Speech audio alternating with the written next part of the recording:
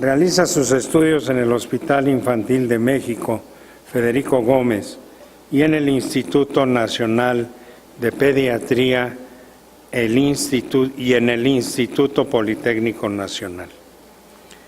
Tiene un diplomado en Administración de Hospitales del Sector Salud, avalado por la Benemérita Universidad Autónoma de Puebla.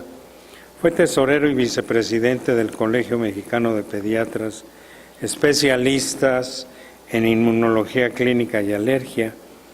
Tiene amplia experiencia en docencia y suficiente producción científica. Es miembro de varias sociedades nacionales y extranjeras que incluyen las de Europa en inmunología, alergia y asma. El doctor Solorio presentará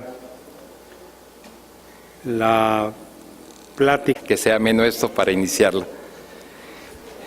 Bueno, el tema de hoy es hablar de alergenos. Los alergenos, vamos a hacer un repaso rápido sobre parte de la terminología que tenemos, ¿sí? Primero, recordar que la universidad está acompañando a los laboratorios Ruiz en su 65 aniversario. Muchas felicidades. Esperamos que sean 650 años más de progreso y calidad. En relación a la alergia, recordar que son las enfermedades donde la respuesta inmunitaria dirigida a los antígenos ambientales causan inflamación tisular y disfunción orgánica. Eso es lo que en algún momento ocasiona este tipo de sintomatología. Ya saben, no es lo mismo alergia que atopia. Atopia es estar propenso a heredar sintomatología de tipo alérgico. Si mi abuelo es asmático, yo soy atópico, pero ya yo puedo ser alérgico a alguna sustancia o algún producto que me esté dando sintomatología.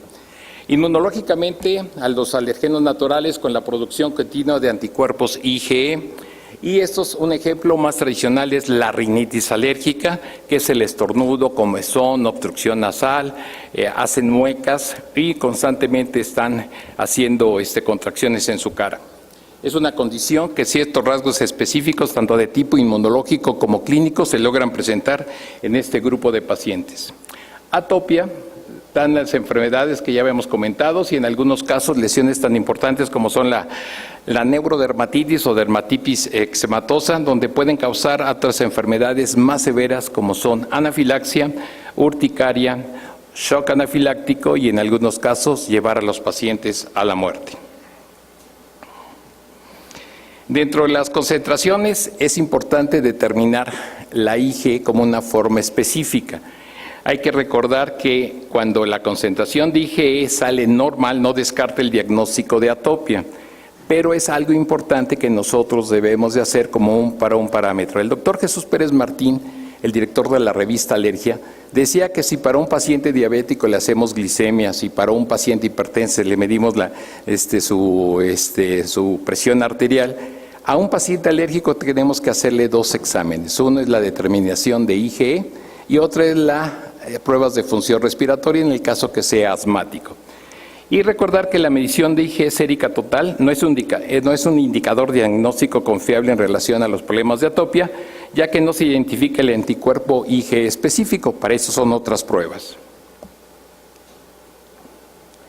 ¿Qué es alergeno? El alergeno es cualquier antígeno que causa alergia. En términos de referencia es una molécula de tipo antigénica que puede ocasionar manifestaciones de tipo clínico. Predispone a manifestaciones de tipo genético y son proteínas con masa molecular entre 10 a 70 kilodaltons y que actúan en un estado natural como una enzima proteolítica. La etiología es desconocida hasta este momento y existe una complejidad de genes que son las que ocasionan ese tipo de alergia.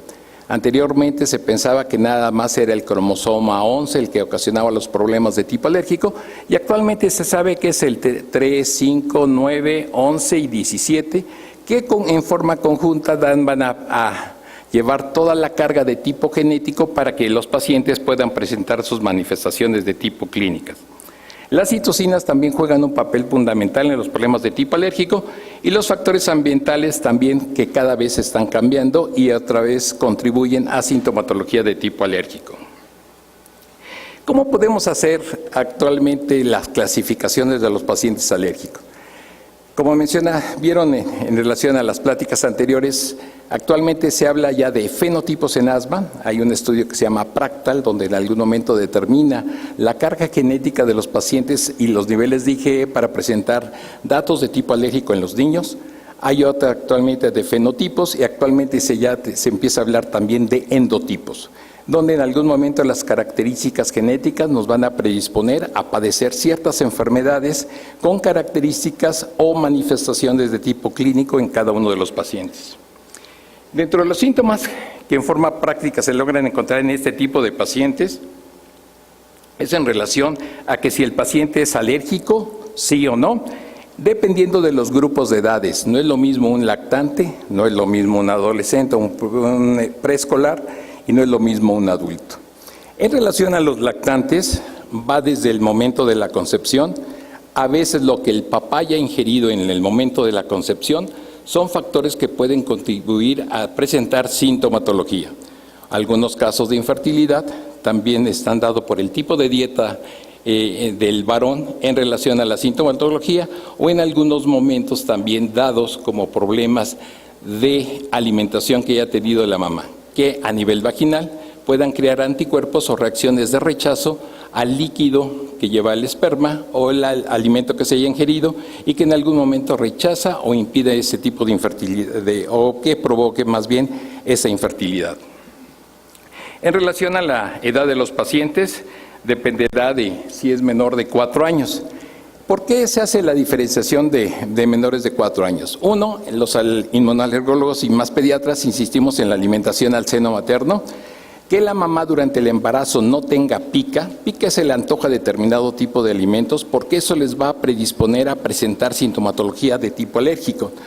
Otra es que normalmente los ginecólogos, como son mamás que se pueden descalcificar por el embarazo, les indican una mayor ingesta de leche. La leche es un alimento altamente alergénico que puede desencadenar sensibilización a ese tipo de productos cuando la ingesta es mucho mayor de 250 mililitros al día. Si la paciente tiene pica en relación a lácteos, esto le va a predisponer a sensibilizarle y darle manifestaciones de tipo clínico. Otra es los productos que se ocupan desde recién nacido, los jabones con mucho perfume. Aquí en Puebla estuvo de moda que los jabones españoles con olor a lavanda y algunas hierbas se regalaban de recién nacido. Todos los bebés huelen bonito, no es necesario ponerles ni lociones ni untarles absolutamente de nada, porque eso los va a sensibilizar y dar sintomatología. Baños, jabones florales o lociones pueden sensibilizar al producto y ocasionar problemas de tipo alérgico. Otra es la alimentación al seno materno. Insistimos en que las mamás deben de dar alimentación al seno materno y obviamente, como todos sabemos, no ingerir alcohol y obviamente menos tabaco, porque esos también van a sensibilizar a los productos y van a ocasionar problemas de tipo alérgico. En relación a los grupos de edad, se va a ver qué tipo de manifestaciones pueden presentar este tipo de pacientes, si se van a hacer algunos para algunos alimentos o en algunos momentos para algunos inhalados. Es necesario también hacer algunos estudios en relación a IgE y algunos sobre la determinación o predisposición genética. Hay algunos estudios que se han realizado, realizamos algunos en el ISTEP, donde a recién nacido se hacía IgE a nivel de cordón umbilical, donde se demostraba que si se elevaba tenía más predisposición a presentar problemas de tipo alérgico. Y otros ya después de recién nacido en relación a su ablactación, que debe hacerse siempre de preferencia después de los 6 meses para evitar la sensibilidad en este tipo de niños.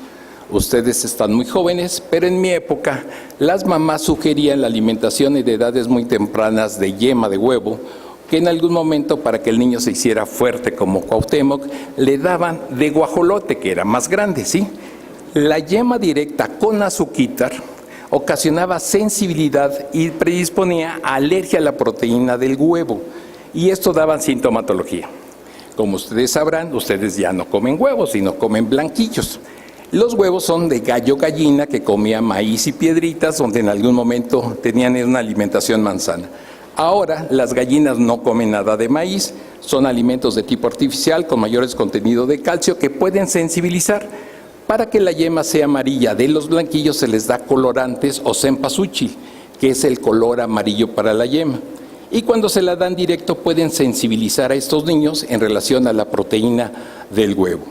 Y otra de las cosas es que para la gallina, que nunca conoce a ningún gallo, pero que produce huevos, esto les dan alimentos de calcio. Dentro de la proteína de calcio le dan esqueleto de pescado o de hueso molido para la aportación de calcio. Como son alimentos que no son naturales para las gallinas, van sensibilizando y dando alergias a las gallinas y estos empiezan a dar sintomatología.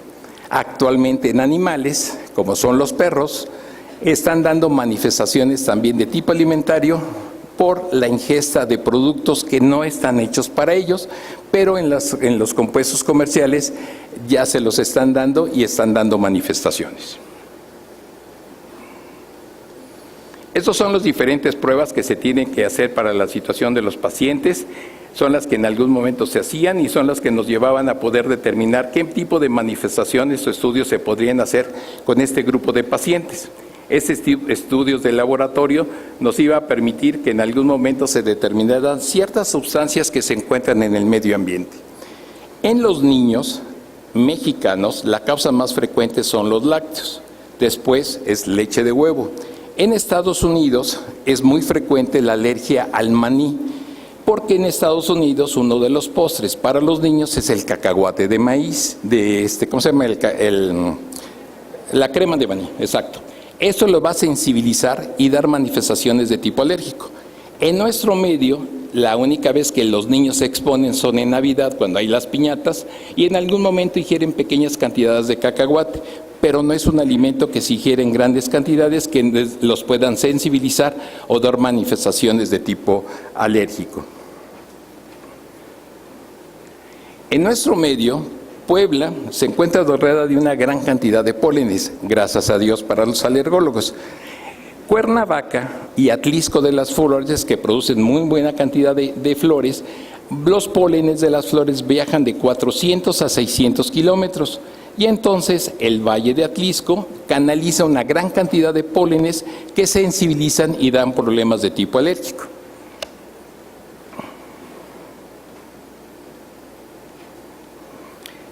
Recordando que la respuesta inmune es reconocer lo propio de lo extraño y que en determinados momentos esas manifestaciones se van a ver reflejadas por el incremento de la IgE. La IgE es una investigación que se hizo por el doctor Ichisaka y el doctor Johansson. El detalle que en ese tiempo no se llamaba inmunoglobulina E, sino se llamaba reagina. Si ustedes leen libros de los 50 o de los 60, pueden encontrarse que se llamaban reaginas y que después con el descubrimiento del doctor Johansson fue el que estudió que era o que dijo que las reaginas no eran reaginas, sino eran inmunoglobulinas. Y el doctor Ichisaka y Teruko Ichisaka, que era su esposa, dijeron que no, que era una reagina modificada. El premio se lo dieron al doctor Johansson, primero por ser sueco, el otro por ser japonés, pero en algún momento determinó que era una inmunoglobulina la que era la reagina y que se elevaba cuando había problemas de tipo alérgico. La respuesta ante una exposición va a ser que si no hay respuesta en este grupo de pacientes, se va a deber a un problema de inmunodeficiencia. Tenemos que investigar que son primarias o secundarias. En forma práctica son los niños que presentan catarros frecuentes, son los famosos mocosos, que constantemente les escurre moco, que cada mes se enferman 3 o 4 veces a la semana y que en algún momento los papás se preocupan. En este caso pensamos que se debe a un problema de tipo de inmunodeficiencia primaria y que en algún momento es el responsable de una inmunodeficiencia de tipo primaria que se debe de estudiar. Una respuesta sin lesión es una respuesta de tipo inmune normal y con lesiones va a haber en ocasiones daño celular que se debe a la hipersensibilidad, algunas alteraciones por amiloidosis y respuesta a células propias en los casos de autoinmunidad. Recordando que la clasificación de Kumsigel en problemas de tipo alérgico son 4. Recordar también que Kumsigel, uno era americano y Hell era cubano, pero por ser latino, que fue el que hizo la clasificación, lo pusieron como segundo lugar. La hipersensibilidad tipo 1 es una reacción inflamatoria aguda frente al antígeno determinado que se denomina alergeno y que está mediado por una IgE unida a la célula cebada y a los basófilos, con liberación de moléculas con acción de tipo farmacológica que va a ocasionar una hipersensibilidad inmediata con manifestaciones de tipo alérgico y que se debe predominantemente a la entrada del alergeno. Cada vez que un paciente con problemas de tipo alérgico se está tocando la nariz, el ejemplo más práctico es como si fuera una barda donde se ven los ladrillos alineados. Si yo me rasco la nariz, todas las células se mueven, pueden ocasionar fisuras que hacen que facilite la entrada del antígeno y eso es lo que va a sensibilizar a este tipo de niños con problemas de tipo alérgico. Algunos mediadores, como son la histamina, serotonina y todos los mediadores que ustedes saben más que yo, son los responsables de dar manifestaciones de tipo clínico y los de nuevos síntomas como son los leucotrienos, prostaglandinas, también van a ocasionar manifestaciones que van a potencializar los efectos. Nosotros le llamamos a esto el efecto dominó. Se empieza a liberar histamina y se siguen liberando todos los demás mediadores que son los responsables de ocasionar la sintomatología de tipo alérgico en este tipo de pacientes. Este tipo de hipersensibilidad es una respuesta inmunitaria adaptativa exagerada o inadecuada. La hipersensibilidad se refiere al proceso patológico y que en algún momento van a deberse a la hipersensibilidad de las células que previamente ya se sensibilizaron, ¿sí? Algunas células, como son los mastocitos, son los encargados de liberar estos mediadores. Los químicos saben o tienen más ideas que nosotros en relación a que son como las bolitas de unicel que están hechas de otras bolitas y que en determinado momento cuando se rompen liberan mediadores que van a dar la sensibilidad de tipo alérgico con manifestaciones de comezón, estornudo, tos o silbido de pecho. Se encuentran ampliamente distribuidos en todo el tejido y predominantemente se encuentran en los vasos donde pueden ocasionar las liberaciones y en casos severos como son el piquete de avispa dan reacciones severas de tipo de anafilaxia.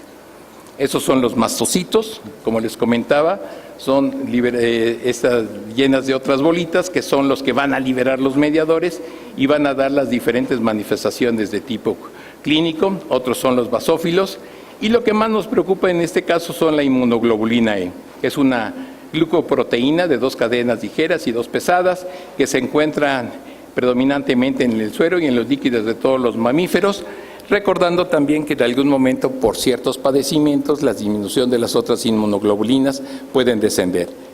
Como caso o detalle así reciente, actualmente se está también investigando la inmunoglobulina D, también como que se eleva también cuando hay problemas de tipo alérgico. Ese no es un estudio rutinario la D, pero ya se empieza a verle propiedades que junto con la inmunoglobulina E son los encargados de dar manifestaciones de tipo alérgico.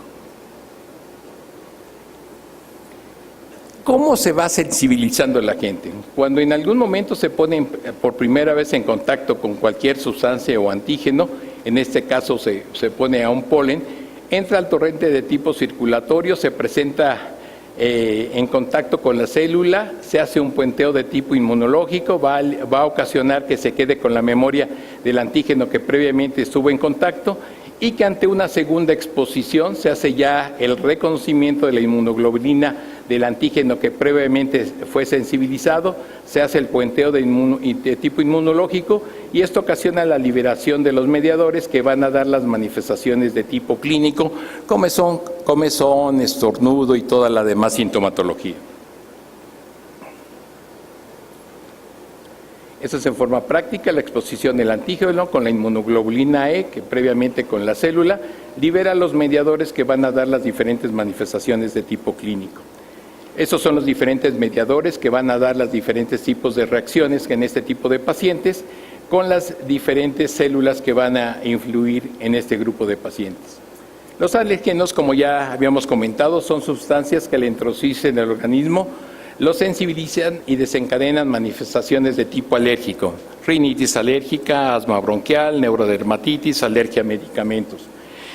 Provienen principalmente de partículas orgánicas y cada alergeno tiene una capacidad diferente para cada uno de los pacientes de la alergia mediada por IgE. Los ingredientes de tipo alimenticio son los que más ocasionan este tipo de problemas, ¿sí? Como les mencionaba, para Estados Unidos es el cacahuate, en nuestro medio no es lo más común, pero sí lo más común es la leche. La leche anteriormente, cuando las mamás estaban criando a sus bebés, iban a la esquina, le hablaban al que tenía vacas y le decían que estaban criando, entonces le decían de la leche, de la vaca más joven, usted nada más pide de esta. Y lo que comía la vaca era pastura, que previamente era cortada, era irrigada con agua, sin ningún problema. Pero ahora son de reuniones de productores de leche que les dan hormonas a las vacas y eso puede sensibilizar y dar manifestaciones de tipo alérgico. Ustedes están muy jóvenes, pero en 1965-66, para que las vacas produjeran más leche se le daba hormona femenina. Esta hormona femenina se eliminaba por leche y las niñas comenzaban a arreglar de entre los 9 y 11 años. Esto ocasionaba detención del desarrollo y crecimiento y se descubrió que las leches tenían un gran contenido de hormona femenina que ocasionaba, además de hipersensibilidad a la leche, detención del desarrollo y crecimiento en los niños. Entonces la leche en nuestro medio es un alimento altamente alergénico. El huevo ya es por lo que les había explicado en relación a la sensibilidad en este grupo de pacientes. Otros son, yo les digo, todos los alimentos que tengan cascarita, predominantemente camarón, ostión, langostino, todo lo que tenga cascarita puede sensibilizar a los pacientes y darles manifestaciones. Aunque hay casos reportados donde en algún momento pacientes que pasan por el pasillo de mariscos pueden presentar reacciones tan severas como un shock anafiláctico sin tocarlo, solamente al olerlo les puede dar manifestaciones de tipo alérgico. Reacciones severas en gente que ya se pone en contacto. Recordar también que cuando un paciente presenta sintomatología, les van a llegar pacientes que digan, oiga, yo no comí camarón, ostión, langostino, el restaurante pedí filete y me dio reacción. Esto se debe a que antes que él, probablemente alguien pidió camarones, lo pusieron en la misma freidora, ¿sí? Sacaron los camarones fritos y cuando pusieron su filete van pequeñas partículas de esos alimentos que pueden ocasionar la sensibilidad y dar las manifestaciones de tipo clínico. Otros son la leche de vaca y los alimentos como el pan son la levadura, el chocolate, las fresas, los colorantes o saborizantes de tipo artificial y también son las tartracinas, que son todo lo que tenga colorantes, que van en gelatinas, refrescos de color oscuro, rojo, verde, amarillo, pueden ocasionar sintomatología. El origen más común son los mariscos que presentan sintomatología. En algunos casos se han reportado casos de pescado, no es lo más común, pero se logra presentar. Y les vuelvo a repetir, preguntar si fue comida en restaurante o fue comida en casa, si la mamá cuando lo compró estaba ese filete junto a los camarones, y eso es lo que dio la sintomatología de tipo alérgico.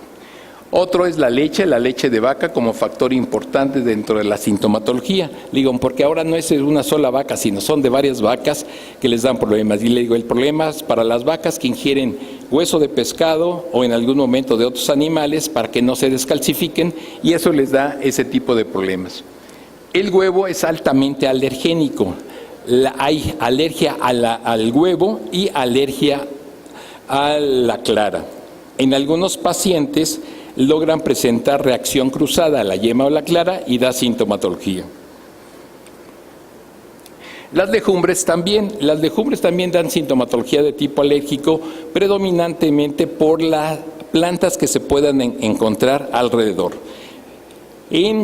Como cosa rara, se han reportado casos en China alérgicos a la soya. En nuestro medio no hay tanta alergia a la soya porque no es un alimento básico. Potencialmente podemos comer algún alimento con soya, pero no es base de nuestra alimentación.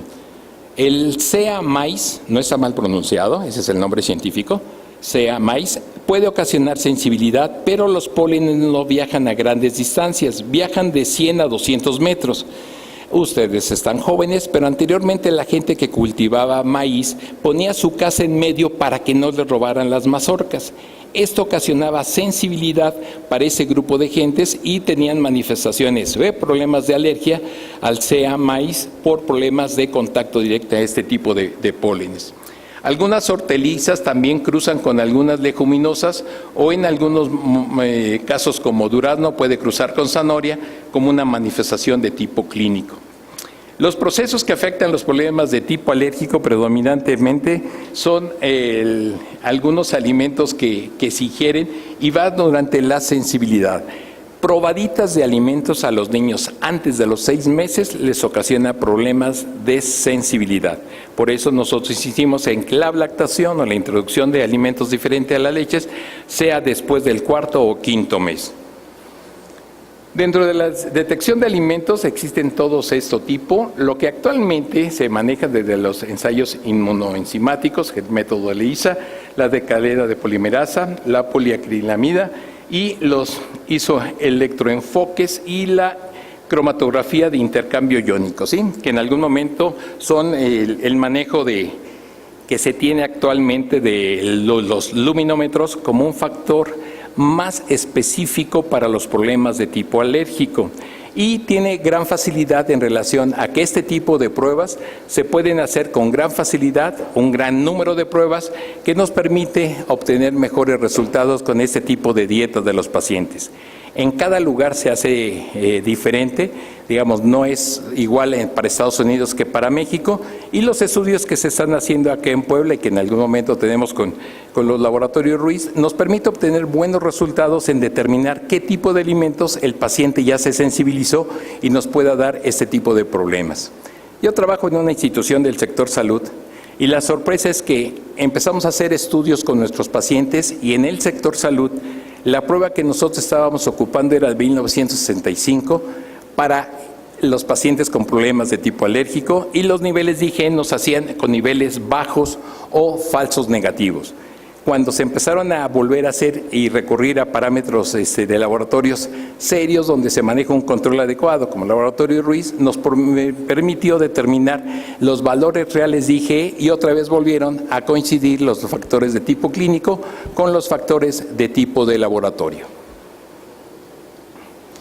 El alergeno alimentario son compuestos que pueden ocasionar más tipo de reacciones dominantemente en nuestro medio y que es conveniente determinarlo en relación a las manifestaciones de tipo clínico. El anticuerpo IgE contra determinado anticuerpo nos puede determinar los buenos resultados y la alergenicidad como una proteína de tipo alimentario puede combinar al calentarla o cocinarla. Un paciente que es alérgico a la proteína de la leche de vaca, si normalmente se dio hervida, no la va a tolerar y dar manifestaciones. Cuando un alimento se da previamente pasteurizado, recordarán que pasteurización es calentar 2 o 3 veces a más de 38 grados, que hierva, se enfría y otra vez vuelve a hervir. Esa es la pasteurización. Este aumento de la temperatura y baja muy rápida va a destruir algunas proteínas que algunos pacientes van a tolerar. Por eso algún paciente que le diga, soy alérgico a la proteína de la leche y me comí un queso y no me ocasiona nada. Lo más seguro es que ese queso haya sido pasteurizado y que obviamente al paciente no le dio ese tipo de reacción. Los huevos estrellados son altamente alergénicos porque se cuece la clara pero la yema no. Y esto en algún momento da las manifestaciones de tipo clínico en este grupo de pacientes. Los alergenos de tipo químico también pueden ocasionar este tipo, predominantemente con los fármacos. Yo siempre insisto, los que sean médicos, cuando se enferman, ¿quién de ustedes médicos se acaba los 10 días del tratamiento con antibióticos? ¿Sí? La mayor parte nada más los tomamos 3 o 4 o 5 días máximo y los suspendemos, ¿sí? No es adecuado, es conveniente que eduquemos nosotros como médicos y también a nuestros pacientes a que terminen el antibiótico. Otro, no dar antibióticos untados. El antibiótico untado puede sensibilizar. Ahorita por la onda del acné en los pacientes, laboratorios productores de medicamentos ponen antibióticos en cremas faciales para disminuir el acné. Esto puede sensibilizar a los pacientes y dar manifestaciones de tipo alérgico. A veces los papás, cuando ya los niños empiezan a caminar, si uno está rasurando y se está poniendo loción y está el hijo, le ponemos también loción. No es muy adecuado porque todo se absorbe en piel, puede sensibilizar a los niños en relación al producto que lleve la loción. En el caso de las niñas, desde muy pequeña, pintar pintura de uña. La pintura y el plomo que se aplica en las uñas puede sensibilizar a los niños, a las niñas y dar problemas.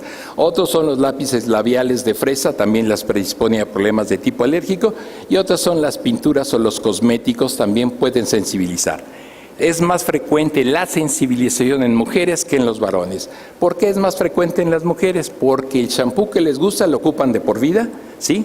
En cambio, la loción que les gusta la ocupan de por vida, el cosmético de las cejas lo ocupan de por vida, de las pestañas. Los varones no somos tan fijados en eso. Entonces, la loción que encontramos se aplica una y tenemos menos posibilidades de sensibilizarnos por el cambio frecuente de ese tipo de sustancias. Los aeroalergenos son factores importantes que desencadenan este tipo de problemas. La mayor parte de problemas de tipo alérgico de polinización es de septiembre a febrero. La gente dice, me enfermo porque hace frío de septiembre a febrero. Nosotros decimos, no, es época de polinización, ¿sí? Doctor, entonces ¿me debo de enfermar más en primavera? No, primavera es época de floración, ¿sí? Por eso los pacientes se enferman más de septiembre a febrero porque es la época en que más pólenes hay. Nosotros a nivel de la altura de mar nos encontramos a media montaña y eso es lo que nos ocasiona la sensibilidad de tipo alérgico y más por los pólenes, le digo, de Atlisco de las Flores y de Cuernavaca. Otro en relación al uso de algunos productos de tipo químico, predominantemente las partículas que vuelan en nuestro medio. En época de viento es cuando más ocasionan este tipo de sintomatología. Tan pronto empieza a llover, los pólenes se precipitan a piso y ocasiona que los pacientes con sintomatología de tipo alérgico disminuyen. Los alergenos aéreos también son los que nos dan más este tipo de problema y el estudio de los pólenes son los que dan este tipo de sintomatología. La aerobiología está compuesta de una gran cantidad de especialidades alrededor que lo que determina. Nosotros intentamos hacer un estudio de polinización, un aparato que se llama Burka, que determina la cantidad de pólenes que hay en nuestro medio. Además de ser muy costoso, nada más hay un aparato, no tiene validez de tipo científica, o sea, teníamos que haber puesto 4. Otro es que se puso uno en una azotea y tuvimos la suerte de que se lo robaran y lo vendieran como fierro viejo. Y en otro lugar, extrañamente un colega se lo llevó a su casa y se perdió. Digo, en nuestro medio no hay un estudio completo que nos determine la cantidad de pólenes. En Estados Unidos, además de presentar la época de cómo va a ser el clima, mencionan qué cantidad de pólenes hay en nuestro medio, cómo se encuentran, qué polen es el que está predominantemente para que los pacientes alérgicos tengan cuidado. En nuestro medio todavía no se hace nada de eso. Los alergenos son los que más ocasionan sintomatología de tipo alérgico, predominantemente los pólenes. Como ya saben, nunca se debe oler en forma directa a las plantas. Si está una planta, nunca debemos acercar la nariz a hacer la inhalación, sino con la mano soplarla y disfrutar el olor. Pero las mujeres muy románticamente lo ponen en la nariz y lo huelen. Eso les puede dar sensibilidad como problemas de tipo alérgico. Los pólenes tienen diferentes de tipo clínico en relación a determinar en microscopio cuáles, cómo son y cómo funcionan en cada uno de los pacientes. En algunos casos, las mismas bacterias pueden ocasionar sensibilidad en relación al producto. En las manifestaciones de tipo urticariano, las bacterias son un factor importante de alimentos echándose a perder. Recordar que la mayonesa es un producto derivado de huevo que puede ocasionar que se eche rápidamente a perder. La mayonesa nunca la guardan en refrigeración. Cuando va uno en la esquina y ve uno a un colega médico comiéndose su esquite con harta mayonesa, nos va a dar mucha risa porque pueden dar manifestaciones de tipo clínica porque es huevo, entre comillas, echado a perder, ¿sí? Y eso dar manifestaciones producidas por la mayonesa. Las bacterias son las que más ocasionan problema. Otras son las esporas del medio ambiente, de pólenes o de hongo que se encuentran.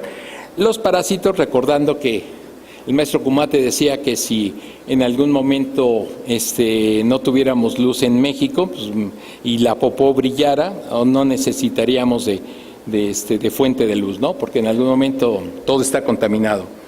Y en algún momento algunos pólenes, parásitos, secreciones de pájaros pueden ocasionar también sintomatología.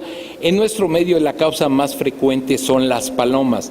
Las palomas no se depositan en forma directa en las azoteas de las casas, sino hacen círculos antes de llegar a la casa, y esto ocasiona que rieguen una gran cantidad de materia fecal, caspa de animales, plumas, ¿sí? Nosotros encontramos con que algunos pacientes tienen la almohada heredada de plumas de la bisabuela, ¿sí? Esto habla de una gran cantidad de ácaros que se encuentran en el medio ambiente y que al estar en contacto con este tipo de sustancias ocasiona sintomatología, ¿sí? Los pólenes al entrar en el tracto respiratorio pueden dar sintomatología de rinitis o asma bronquial, y la ventaja de este tipo de sustancias va a ser que en algunos pacientes sensibilizados dar las manifestaciones de tipo clínico. Las causas más frecuentes son que en algún momento el dermatofagoides desencadena más sintomatología de tipo alérgico. Para nosotros es el animal más bonito, ¿sí? Porque nos da de comer, pero en algún momento es lo que más sensibiliza, ¿sí? Algunos que ocupan la cama para dormir descaman todos los días 35 gramos de piel. Sobre cada gramo de piel hay 5,000 a 10,000 ácaros que orinan, defecan y se reproducen. Si tiene almohada de plumas, tiene que comer, se reproducen más y eso ocasiona la sintomatología de tipo alérgico, ¿sí? Almohadas de plumas, pochote, borra, lana de borrego ocasionan sensibilidad. Por eso nosotros insistimos que no deben de ser de material, de preferencia de hule espuma para que se lave más frecuente y no tengan tanto problema. En las pruebas de laboratorio ya hay en forma específica para IgE o la situación de ácaros. Esos son los ácaros, ¿verdad que no son feos? Sí, gracias a Dios son microscópicos, ¿sí? Los alergenos actualmente también dan manifestaciones de tipo alérgico, predominantemente en relación a mascotas del medio ambiente. En nuestro medio las mascotas más comunes son perros y gatos, en Japón es el cuyo, pero debido al tiempo en que llevan los japoneses de mascota, porque tienen menos espacio que nosotros, ocasiona la sensibilidad. Y ya se empezaron a reportar desde hace 4 o 5 años reacciones anafilácticas a la mordida y saliva de cuyo como una manifestación de tipo clínico. En nuestro medio la causa más frecuente. Hay mitos de alergia. ¿Cuál es un mito de alergia? Un paciente con asma bronquial, si le compra un perro chihuahueño minitoy, se le va a pasar el asma del niño al perro. No es cierto, ¿sí? Es un mito. Los animales de ejemplo de laboratorio de la enfermedad son, en el caso de asma, son los perros y los equinos, ¿sí? En el perro chihuahueño es tan pequeño el tracto respiratorio que obviamente va a silbar, pero hasta ahorita no hay problema de ósmosis, de que se pase la enfermedad del niño al perro, ¿sí? Son de los mitos. Otros son los problemas de tipo del medio ambiente, les digo, las lociones, perfumes y sustancias que se le aplican a los pacientes. Y otros son las mascotas en nuestro medio como problema. El problema de la mascota, yo no la traje por respeto, pero los perros se huelen el trasero, ¿sí? Para identificarse. 2, se lamen después a ocupar sus pene y la vagina, en el caso de las perritas. Y obviamente después besan a su dueño muy cariñosamente en la boca y en la lengua, ¿no? Esa es una gran cantidad de procesos infecciosos. Ahorita, desde el punto de vista alergológico, estamos insistiendo en que papás no besen a los niños en la boca por la gran cantidad de enfermedades, ¿sí? Papás y mamá decíamos, ¿dónde pusiste la boca hace 8 días o hace 15 días y estás besando en la boca a tu hijo? No, no se vale, ¿no? Entonces, hay que tener cuidado.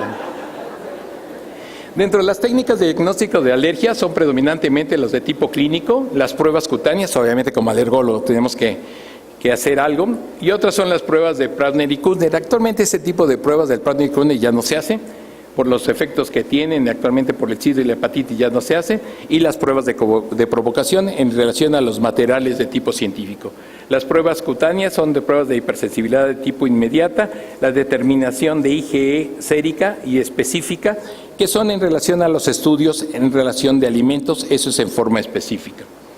Los métodos de hacer las pruebas consisten en escarificaciones en la piel con sensibilidad del antígeno, la que reacciona se considera como positiva. Esas son pruebas de parche que en algún momento se estuvieron haciendo para las dermatitis de contacto. Esas son las pruebas cutáneas y las pruebas de provocación que se pueden a nivel de conjuntiva nasal, bronquial u oral, en relación a cada uno de los pacientes. Volvemos a lo mismo, la determinación de IgE debería ser un estudio básico que todo alergólogo. Ahora bien, como en todo, hay clases también, ¿no? Un alergólogo para determinar si es alérgico debe hacer la determinación de IgE, esa es la forma ética. La excusa de decir es que es pura clínica, no, es complemento. O sea, actualmente se pide que se hagan las manifestaciones de historia clínica, exploración del paciente, determinación de IgE para meditar y confirmar que va a haber buenos resultados con las pruebas cutáneas que vamos a hacer y con la aplicación de inmunoterapia. El colega alergólogo que no haga IgE no está haciendo las formas bien de determinar si el paciente es alérgico o no. Esas son las diferentes pruebas que se están haciendo en relación a la determinación IgE específica en cada uno de los alimentos. Le digo, la cuestión de luminoscencias es lo que se está haciendo actualmente, son pruebas muy rápidas, más completas, una gran cantidad de antígenos que nos permiten determinar resultados en forma más rápida. Esto puede tener en relación a ciertas desventajas en relación a que obviamente los pacientes ya no quieren que los piquemos tanto, pero es una forma terapéutica y rápida y que nos da. Ojo, hay nuevas sustancias que anteriormente no se consideraban y nada. Ustedes, lo nuevo son los nuevos alergénicos, son reacciones severas a la Harmonia axiridis. ¿Saben qué es, verdad? ¿Sí? Bueno, cuando la vean sí la van a conocer y algunos hemos jugado con ellas, se las han puesto en la mano, hasta le dan besitos y que en algún momento pueden dar manifestaciones de tipo clínica. Hasta ahora me enteré, bueno, más bien hace unos 6 meses, que no es local, o sea, no es de México. Yo pensaba que sí, porque en algún momento pensaba que de ahí se obtenía algunos colorantes, pero me dijeron que no, es de Estados Unidos, evitan los climas fríos, invaden casas y actualmente son una causa muy frecuente de problemas de tipo alérgico. Y otro es en relación a los procesos de investigaciones complejos de alergia al látex, ¿sí? Cirujanos que sufren, y todos los cirujanos sufren mucho con la situación del látex, todo es plástico, lapiceros, bolsas, estuches, volantes de coche, sondas vesicales, guantes de cirujano, que pueden llevar a un paciente hacia una reacción severa de tipo anafiláctico o en algunos casos dermatitis de contacto al que bien le va. ¿Qué es la armonía? Esta es, ¿sí? ¿Sí? Esas son las causas muy frecuentes de problemas de tipo alérgico, que en algún momento no se habían tomado en cuenta, pero actualmente se saben que era el pulgón que se decía en nuestro medio y que desde algún momento la gente o las que cultivaban rosas se los llevaban para que no tuvieran plagas, pero son los que ocasionan. Extradomiciliarios, pólenes de hierba, ¿sí? Entre más jardines tengan, más problemas de tipo alérgico. Recordando, el Lolium, que es el pasto común, puede ocasionar sensibilidades de tipo alérgico y los intradomiciliarios, ácaro de polvo, animales con pelo. No cuentan suegras, ¿sí? Por favor. Porque eso que nos pregunten a esa medianoche si hay alergia, no hay alergia a suegras. Insectos, predominantemente cucarachas, ¿sí? Cucaracha y dermatofagoides cruzan antigénicamente, son familiares, ¿sí? Entonces, ya saben que en una guerra mundial lo que menos van a desaparecer son ratas y cucarachas, ¿sí?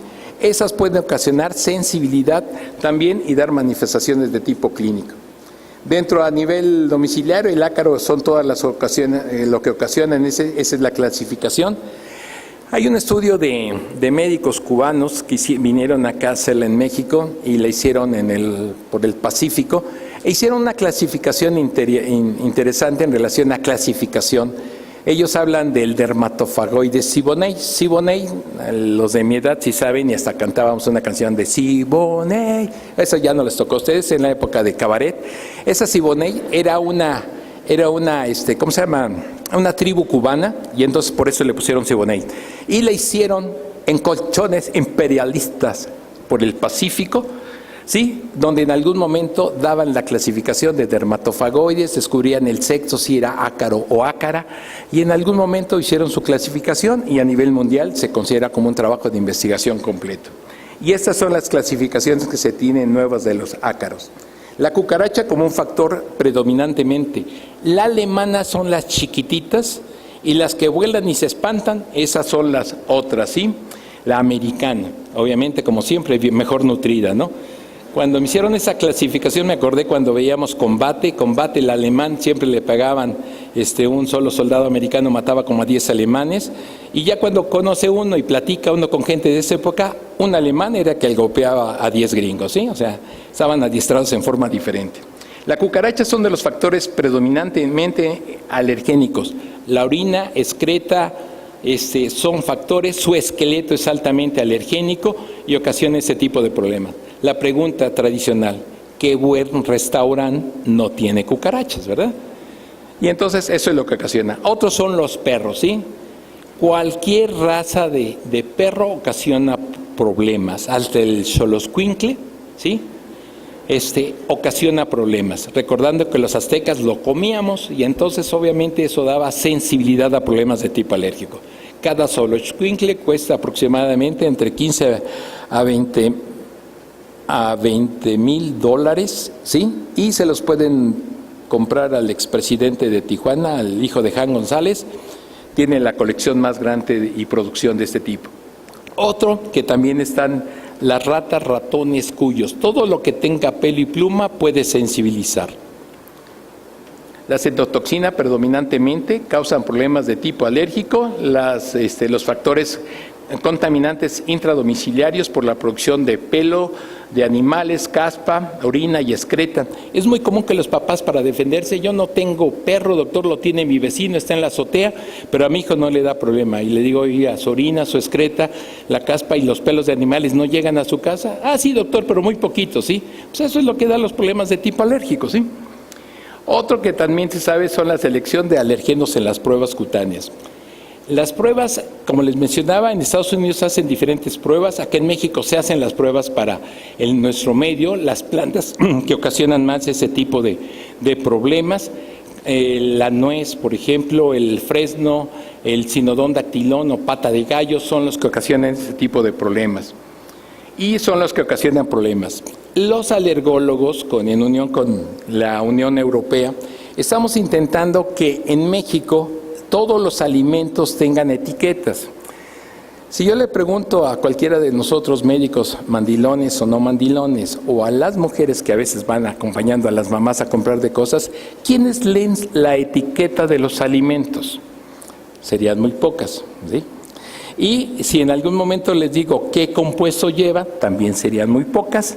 Y si les digo, ¿saben si en sus familias hay problemas de tipo alérgico? También serían muy pocas, ¿sí?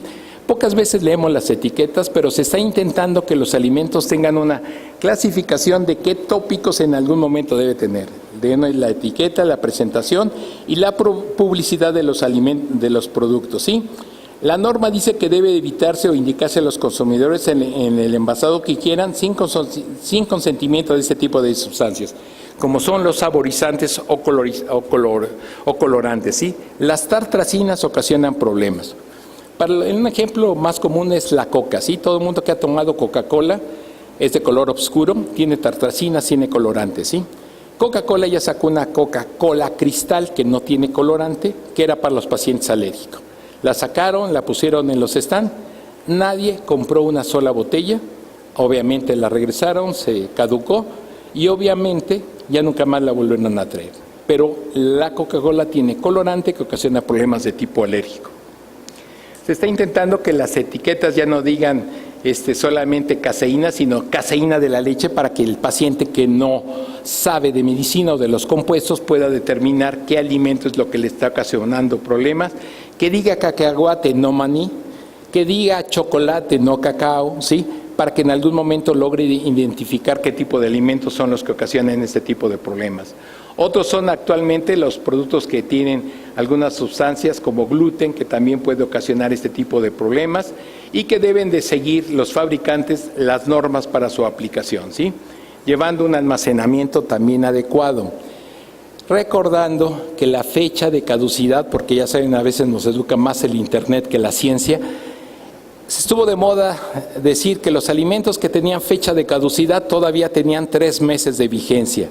La fecha de caducidad es la fecha máxima para que un producto se eche a perder.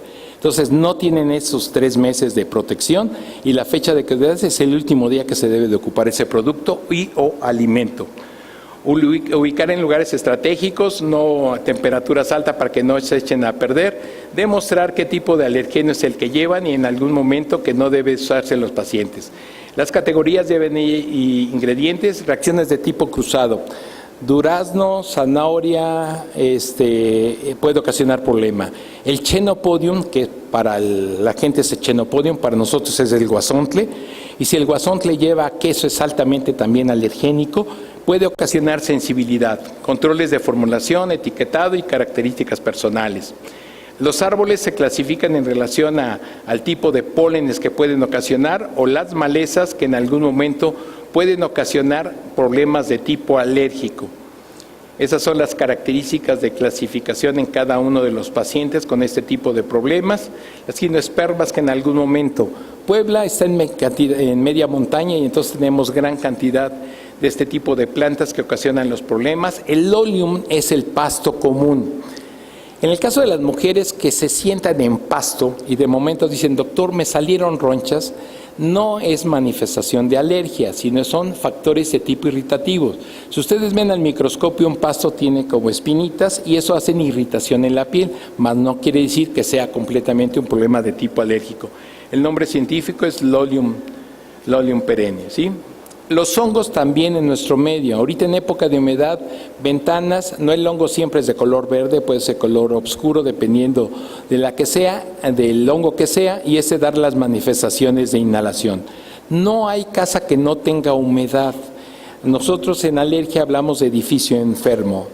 Casas del centro de la ciudad, donde las paredes son muy gruesas, donde no hay ventilación, donde no hay ventanas, se produce una gran cantidad de hongos y eso sensibiliza a este grupo de pacientes.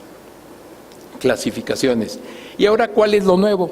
Los factores de tipo barométrico. Se ha comprobado que pacientes con problemas de tipo respiratorios, si hoy en la noche va a llover, un paciente con alergia empieza a tener obstrucción nasal, escurrimiento de moco. En el caso de ser asmático, dependiendo del órgano de choque, le va a ocasionar tos o falta de aire. O en algunos casos, procesos de tipo infeccioso constante, ¿sí? Otro es que se tiene que morir la gente, como pasó con la epidemia de influenza, para que la gente otra vez cuando tosa se tape la boca. En algún momento tosen y saludan. O la clásica de, manito, ¿cómo estás? Perdón, tengo catarro, pero te saludo de beso, ¿sí? O sea, evitar todo ese tipo de cosas porque eso da las manifestaciones de enfermedades o procesos de tipo alérgico.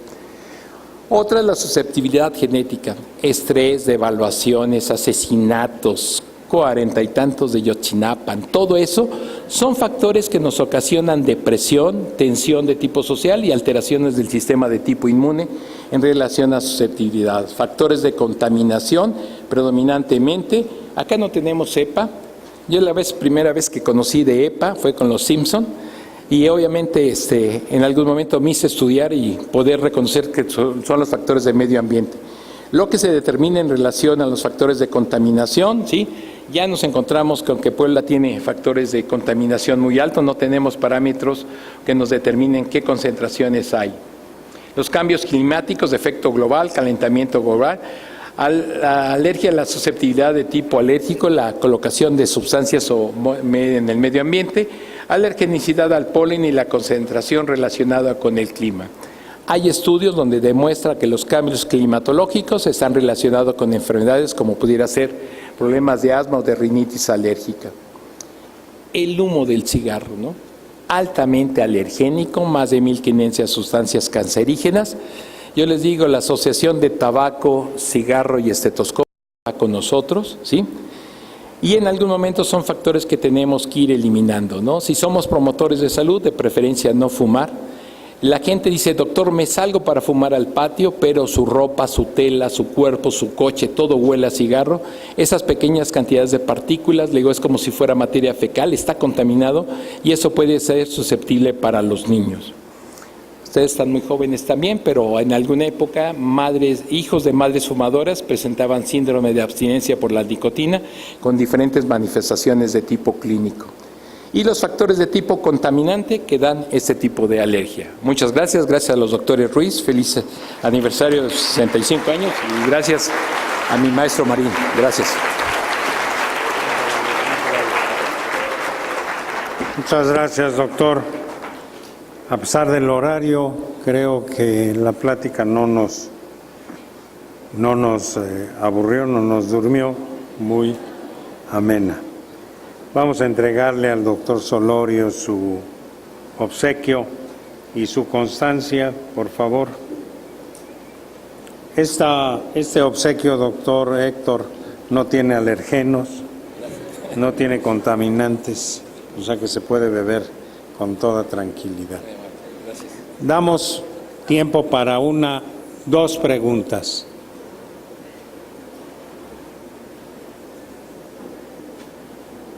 ¿No hay? Un micrófono, por favor.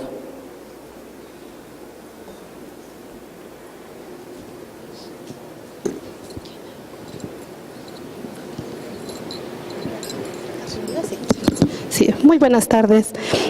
Mi nombre soy la química Cristian Flores. No se escucha. Soy la química Cristian Flores. Muy buenas tardes. Tenía yo una pregunta acerca del convivio de perros. ¿Puede darse una infertilidad de una pareja de 2 años de matrimonio y no han podido, pero porque tienen un pitbull y lo adoran, lo aman, lo quieren, se duermen con él, quieren tener bebé, pero no han podido? ¿Sí la causa podría ser?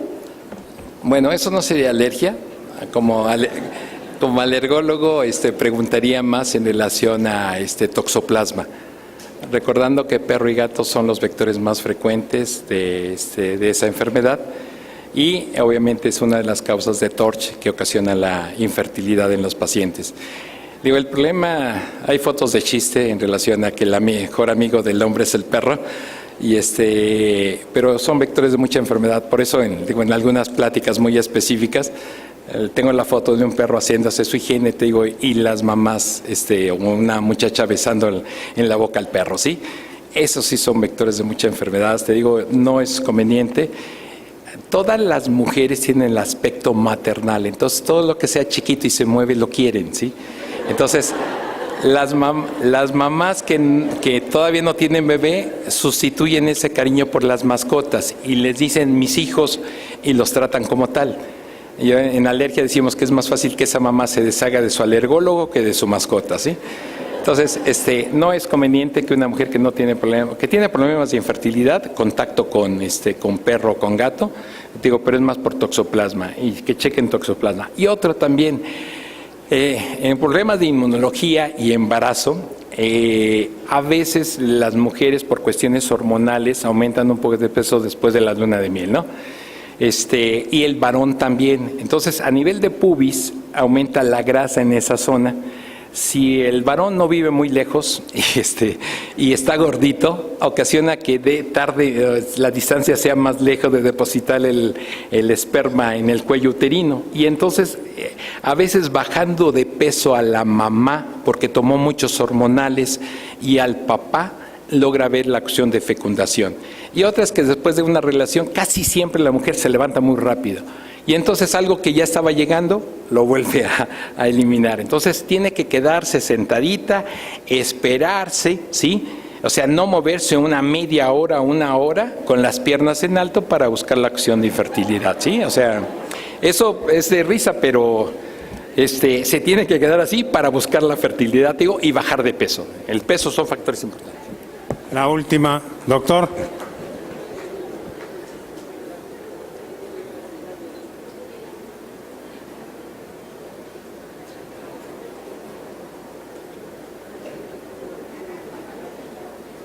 No se escucha, perdón.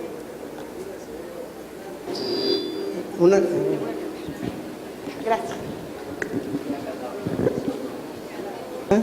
¿Qué cantidad de adrenalina se debe de aplicar? Bueno, en Estados Unidos hay uno que se llama EpiPen, que ya viene prefabricado, y nada más se aplica toda la ampolleta. En nuestro medio es una ampolleta de adrenalina intramuscular, toda la dosis en relación al paciente. No tiene usted adrenalina, hidrocortisona, 500 miligramos intramuscular para un shock anafiláctico, ¿sí? Y otra, recurrir a cualquier hospital. De primera instancia, la adrenalina lo protegería unos 15 o media hora, lo suficiente para intentar llegar a cualquier hospital, ¿sí? Toda la ampolleta de adrenalina. Toda la ampolleta de adrenalina, de 500 miligramos, toda la ampolleta de 500 miligramos intramuscular. ¿Se debe de repetir o ya no? Según el caso del paciente, si está reaccionando con la primera, no es necesario. Si persistiera, sí hay que aplicarle. O sea, yo le digo que es preferible después controlar el Cushing, en el último de los casos, pero salvarle la vida al paciente, ¿sí? O sea, se debe ocupar adrenalina dosis frecuente en el lapso de cada 15 o 20 minutos hasta que el paciente salga de paro. Obviamente ya sería una plática también hablar de shock anafiláctico, adrenalina, bicarsol, calcios, el ABCD para el shock, canalizarlo y todo eso, ¿no? Pero ya es otro rollo del shock anafiláctico, ¿sí? Gracias, doctor. Gracias, doctor. Por razones de tiempo ya no vamos a tener más preguntas. Vamos a entregarle al doctor Solorio su presente y su reconocimiento y agradecerle su ponencia en este festejo de 65 años.